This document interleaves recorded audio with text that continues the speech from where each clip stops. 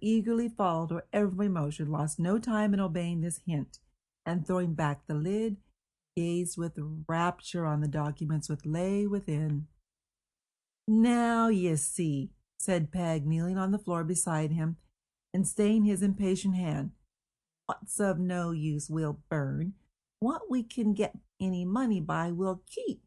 And if there's any we could get him into trouble by and fret and waste away his heart to shreds, those will take particular care of. For that's what I want to do, and what I hoped to do when I left him." "I thought," said Squeers, "that you didn't bear him any particular goodwill. But I say, why didn't you take some money besides?" "Some what?" asked Peg. "Some money," roared Squeers. "I do believe the woman ears me and wants to make me break a wessel, so that she may have the pleasure of nursing me. Some money, Slider. Money." "Why, what a man you are to ask!" cried Peg with some contempt. "If I'd taken money from Arthur Gride, he'd have scoured the whole earth to find me, and he'd have smelt it out and raked it up somehow if I'd have buried it at the bottom of the deepest well in England. No, no, I knew better than that. I took what I thought his secrets were hidden, and them he couldn't afford to make public. Let him be worth ever so much money. He's an old dog, a sly old cunning, thankless dog. He first starved and then tricked me, and if I could, I'd kill him." "All right, and very laudable," said Squeers. "But first and foremost, Slider, burn the box. You should never keep things as may lead to discovery. Always mind that. So while you pull it to pieces, which you can do very easily, so it's very old and rickety, and burn it in little bits, I'll look over the papers and tell you what they are." Peg expressing her acquiescence in this arrangement, Mr. Squeers turned the box bottom upwards, and tumbling the contents upon the floor, handed it to her, the destruction of the box being an extemporary device for engaging her attention, in case it should prove desirable to distract it from his own proceedings.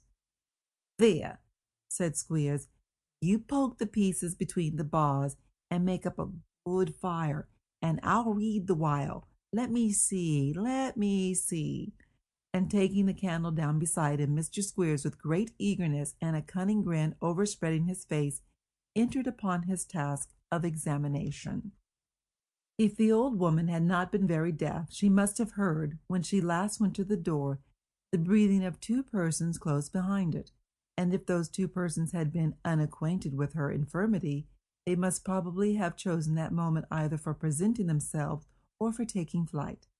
But knowing with whom they had to deal, they remained quite still, and now not only appeared unobserved at the door, which was not bolted, for the bolt had no hasp, but warily, and with noiseless footsteps, advanced into the room.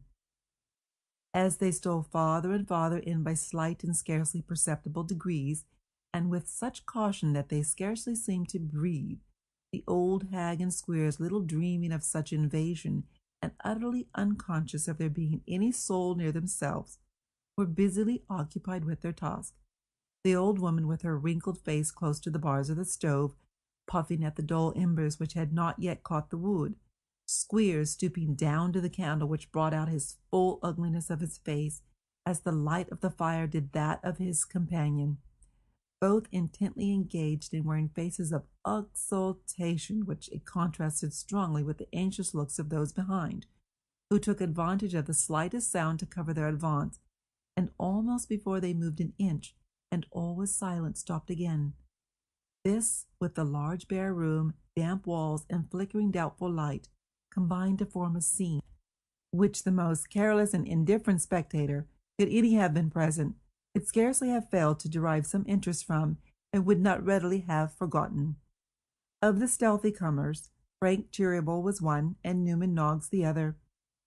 Newman had caught up by the rusty nozzle an old pair of bellows, which were just undergoing a flourish in the air preparatory to descent upon the head of Mr. Squeers, when Frank, with an earnest gesture, stayed his arm, and taking another step in advance, came so close up behind the schoolmaster that, by leaning slightly forward, he could plainly distinguish the writing which he held up to his eye. Mr. Squeers, not being remarkably erudite, appeared to be considerably puzzled by his first prize, which was in an engrossing hand, and not very legible except to a practised eye. Having tried it by reading from left to right and from right to left, and finding it equally clear both ways, he turned it upside down with no better success. "Ha, ha, ha, ha!" chuckled Peg, who, on her knees before the fire, was feeding it with fragments of the box, and grinning in most devilish exultation. "What's that writing about, eh?" "Nothing particular," replied Squeers, tossing it towards her. "It's only an old lease, as well as I can make out. Throw it in the fire." Mrs. Sliderskew complied, and inquired what the next one was. "This," said Squeers, "is a bundle of overdue acceptances and renewed bills of 6 or 8 young gentlemen. But they're all M.P.s, so it's of no use to anybody. Throw it in the fire." Peg did as she was bidden, and waited for the next. "This," said Squeers, "seems to be some deed of sale of the right of presentation to the rectory of Pure Church in the valley of Cashup. Take care of that, Slider. Literally, for God's sake, it'll fetch its price at the auction market." "What's the next?" inquired Peg. "Why, this," said Squeers, "seems from the 2 letters that it's with to be a bond from a curate down at the country to pay half a year's wages of £40 for borrowing 20. Take care of that, for if he doesn't pay it, his bishop will very soon be down upon him. We know what the camel, and the needle I mean, so no man as can't live upon his income, whatever it is, must expect to go to heaven at any price. It's very odd. I don't see anything like it yet." "What's the matter?" said Peg. "Nothing," replied Squeers. "Only I'm looking for—" Newman raised the bellows again. Once more Frank, by a rapid motion of his arm, unaccompanied by any noise, checked him in his purpose. "Here you are," said Squeers. "Bonds, take care of them. Warrant of attorney, take care of that. 2 cognizance, take care of them. Lease and release, burn that. Ah, Madeline Bray, come of age or marry the said Madeline. Here, burn that." Eagerly throwing towards the old woman a parchment that he had caught up for the purpose, Squeers, as she turned her head, thrust into the breast of his large coat the deed in which these words had caught his eye, and burst into a shout of triumph. "I've got it," said Squeers. "I've got it. Hurrah! The plan was a good one, though the chance was desperate, and the day's our own at last." Peg demanded what he laughed at, but no answer was returned. Newman's arm could no longer be restrained. The bellows, descending heavily and with unerring aim on the very centre of Mr. Squeers' head, felled him to the floor and stretched him on it flat and senseless. End of chapter 57. Recorded by Shane Nolan.